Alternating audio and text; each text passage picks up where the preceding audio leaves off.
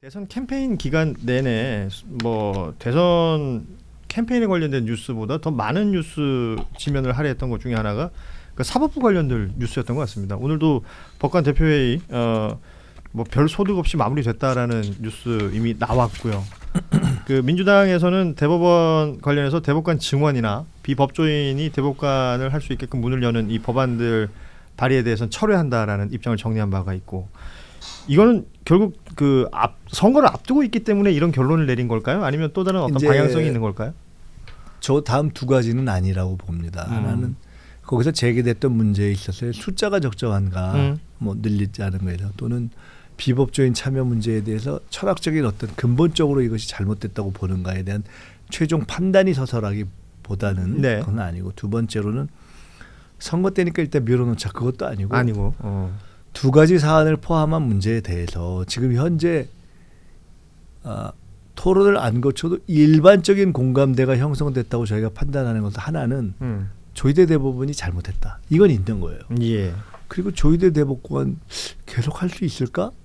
아유, 저 체면상 계속하는 게 말이 안 되잖아.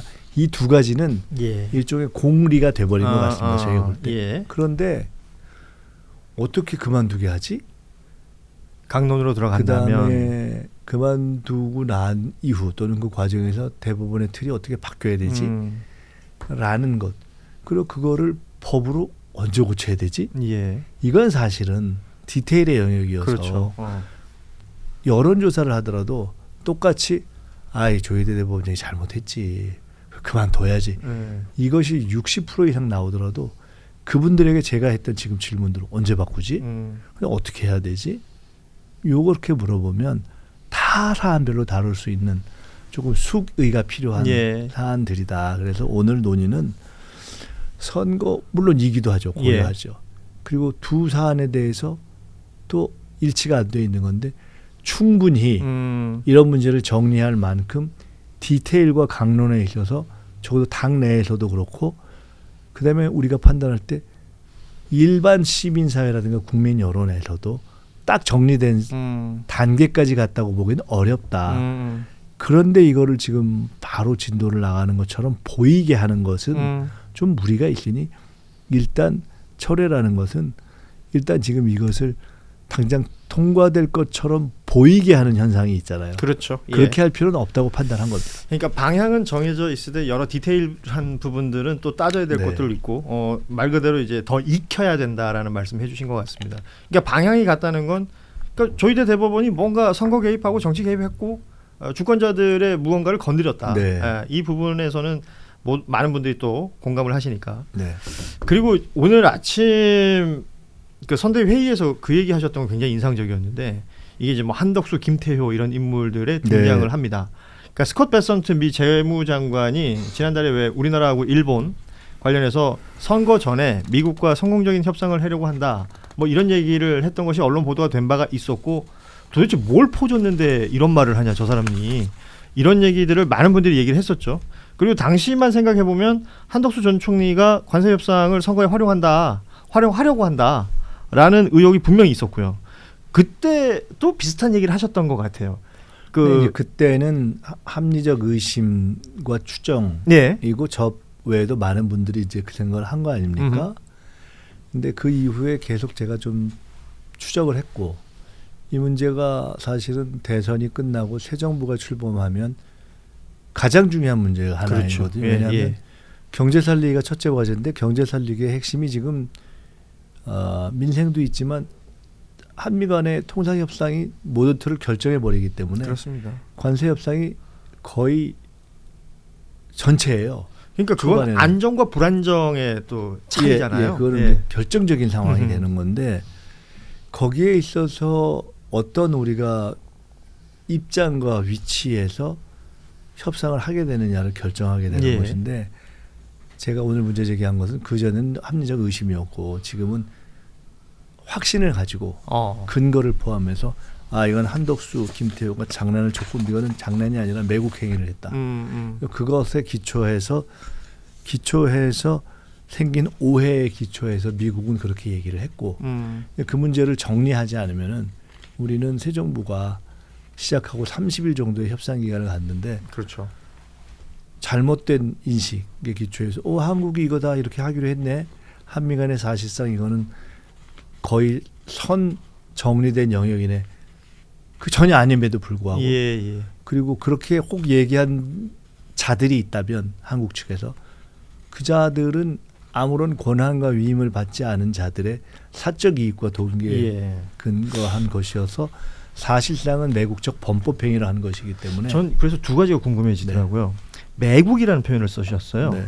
매국이라는 것은 자신의 우리 국익을 퍼줬다는 이게 뜻이죠. 자신의 이익을 위해서 우리 국익을 포기하거나 그렇습니다.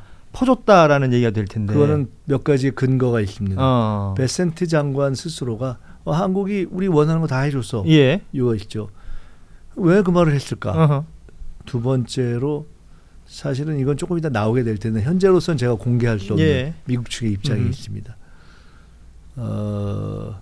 세 번째로는 원래 이번 협상에 임할 때 경제 통상 이슈 안보 이슈는 분리하게 되어 있던 겁니다. 예. 그런데 김태효 차장이 그때 간 거 아닙니까? 그렇죠. 그리고 저는 사실상 한덕수 전 대행이 김태효 씨를 원래 사안과 무관한 이번 협상단에 끼겨 넣으려고 했다는 확실한 근거를 확보했기 때문에 이런 몇 가지를 놓고 볼 때 결과적으로 그렇게 해서 분리해야 될 사안인 안보 이슈를 억지로 결합시키고 그거를 조기 타결하면서 미국 측에 내주고 그것을 자기 출마의 자산으로 활용하려 했던 어마어마한 이거는 매국 노짓을 한 거고요. 그러니까 나라의 확신을 가지고 있습니다. 나라의 이익을 포기하고서라도 자신이 출마하는 자산 정도 만드는 그 이익을 얻기 위해서. 저는 한덕수 전 대행과 김태효 씨는 그 한덕수 전 대행의 경우에 그 내란에 관여했냐 아니냐 해서 조사를 받는 것 수준은 세 발의 피가 되는 약 1000배, 10,000배 정도의 죄를 저질렀다는 확신을 가지고 있습니다. 그 또 하나 궁금한 건 저거 뭐였냐면 이 사람들이 이런 일을 저질러 놔버리면 아까도 뭐 잠시 언급해 주셨지만 미국 입장에서는 본인들 유리한 대로 해석할 거 아니에요. 그래서 이제 이 문제를 제기하는 것이고요. 전 정부든 이번 정부든 중요한 게 아니라 니네 정부가 그런 말 했던 거 아니냐라고 그런데 해버리면. 이제 그래서 이걸 정리할 필요가 있는데 그렇게 얘기할 수도 있겠으나 엄격하게 따지면 우리가 자 가령 한겨레 신문사가 회사에 어떤 비품을 사는 걸 놓고 어디하고 계약을 해요. 여기서 협상팀을 정해서 보냈어요. 근데 그 협상팀에는 예를 들어 가령 출판국이 나갔어요. 근데 출판국에서 협상 위임을 받아 나갔어요. 근데 출판국에서 회사의 위임을 받지 않은 편집국 사람이 갑자기 가가지고 나 한겨레인데 우리 이렇게 할 수 있어 했어요. 근데 상대 회사는 이거 한겨레니까 편집국 얘기를 듣고 우리가 이게 더 유리하네라고 해서 이건 우리가 한겨레가 한 얘기 중에 이거에 기초해서 우리 협상한다라고 얘기를 했다면 그게 맞습니까 틀립니까? 결국은 따지게 되죠. 전혀 말이 안 되는 거죠. 따지게 되지만 단순히 따지는 것이 아니라 첫째 협상에서 상대국의 공식 절차와 위임을 받은 에이전트인가 아닌가는 그 말을 듣고 결정하는 것은 상식과 도의와 협상이 시작할 수 있느냐 없느냐의 조건이라는 거죠, 그건. 그거는 그냥 협상의 내용이 아닌 거죠. 무자격자죠.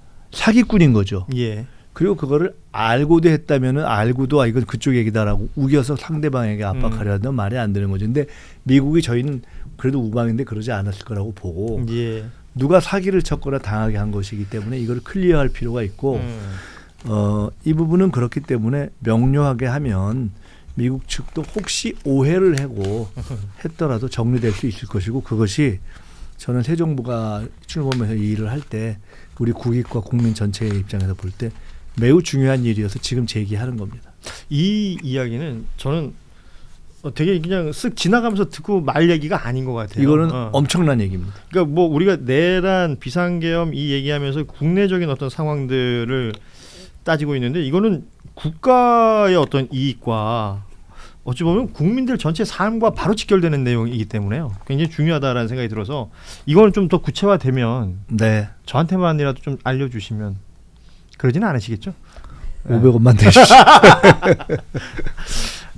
지금 뭐 시간이 거의 다 됐기 때문에 이 말씀을 좀 드리고 싶은데 그 이재명 후보가 어찌됐건 굉장히 이른 시간부터 독보적인 1위 체제를 유지하면서 지금 대선 캠페인이 진행되고 있습니다. 그러다 보니 상대 후보들은 계속해서 이재명이 되면 독재할 거다. 그 얘기를 계속해요. 네. 그리고 이재명이 되면 행정, 입법 다 민주당이 뭐 워낙에 의석수도 많고 하니까 마음대로 주무를 것이다. 이런 얘기를 하고 있는데 이게 어느 정도 또 먹히는 것 같기도 하더라고요. 그 얘기는 윤석열 씨가 내가 민주주의 하려고 계엄했다 하는 얘기랑 똑같은 얘기인 거죠. 그래서 계엄 체제를 해체하고 우리가 지금 내란을 극복하는 과정을 하고 있는데 갑자기 난 민주주의 하려고 계엄했는데 이 계엄 체제와 이 내란에 대해서 막 시비를 거는 사람들이 집권을 하려고 하네요.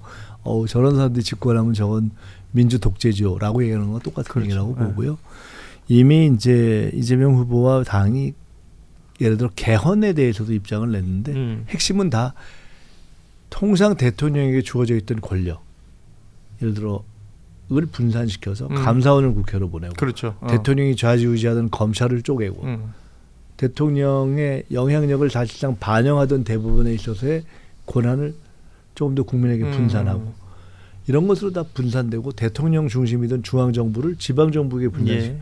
본질은 다 대통령 권력을 그리고 더 중요하게는 국민이 권력을 가지는 쪽으로 우리가 방향을 잡고 있는 것이어서 저는 그런 얘기는 그냥 정치적 선동일 수는 있지만 큰 의미는 없고 저희는 오히려 그런 원칙을 쭉 관철하면서 국민들이 어떻게 더 국민에게 권력을 다오라고 말씀하시는 것에는 경청하면서 예. 더 좋은 방법이 있다면 그에 따라 나가겠다 이렇게 말씀드리겠습니다. 네. 자, 오늘 민주당 김민석 상임공동선대위원장과의 뉴스룸 1열 함께 진행을 했습니다.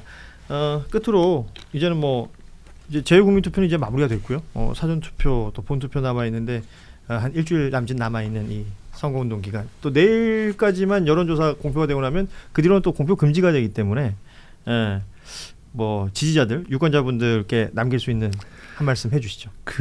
제가 우리가 대부분 많이 아는 어떤 분한테 이 간절함을 표현할 수 있는 좀 좋은 말씀 없을까 하고 부탁을 좀 해봤는데요. 예. 제가 누구라고 말씀드리긴 그런데 좋은 아이디어를 몇 개 주셨어요. 그냥 소개하겠습니다. 예. 절박합니다. 투표합니다. 지금은 투표. 기어코 투표, 기필코 투표. 나는 기권이란 말을 모릅니다.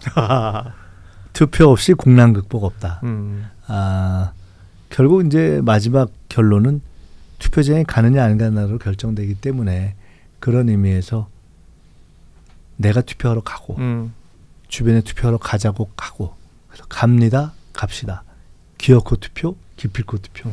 그렇게 해주셔야 나라가 살고 경제가 살고 민주주의가 살고 우리가 산다. 예. 네, 이렇게 부탁 말씀드리겠습니다. 네, 지금까지 민주당 상임공동선대위원장 김민석 의원이었습니다. 고맙습니다. 고맙습니다.